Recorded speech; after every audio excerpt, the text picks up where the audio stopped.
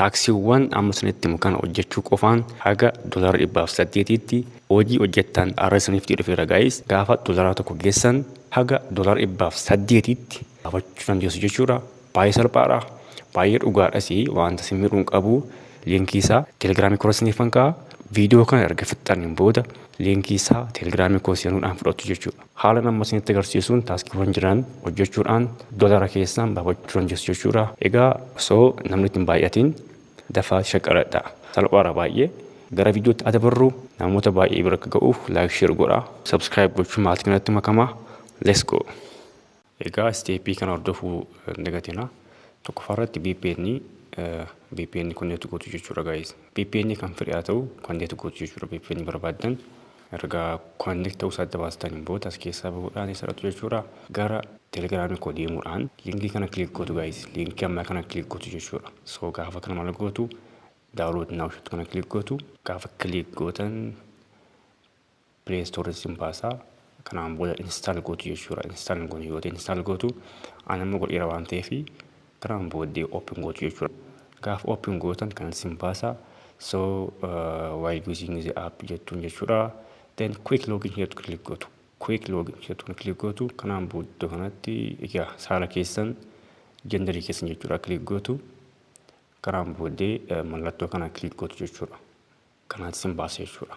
Now you are already registered. Iddoo kanatti ka galmaa'uu keessan dabaasu jechuudha. Steepii hunda iddoo kanatti hordoftu jechuudha guys. Okay. Steepii hunda iddoo kanatti hordoftu jechuudha. So taaskiiwwan kana hojjechuudhaan okay taaksiiwwan jiran hojjechuudhaanii qarshii kan argattu jechuudha. Okay. Taaskiiwwan hedduu jira.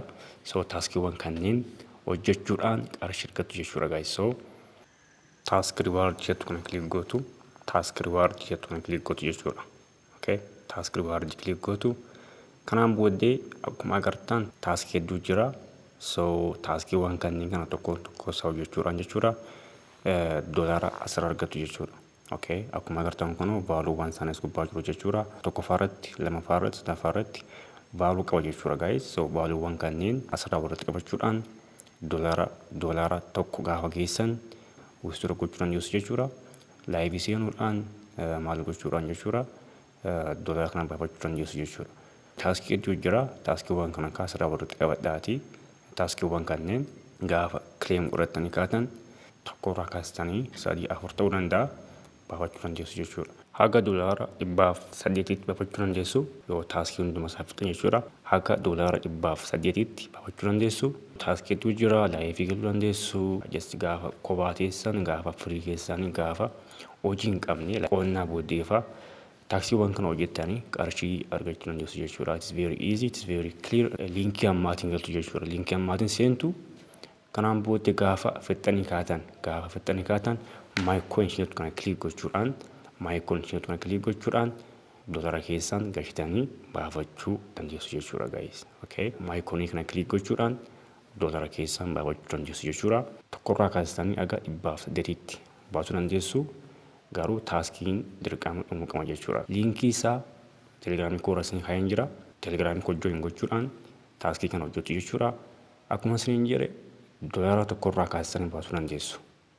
Osoo namni ittiin baay'atiin, osoo gabaan itti baay'atee, osoo namni ittiin baay'atiin dafaatii hojjedhaa yoo cufameef hin gaafatina.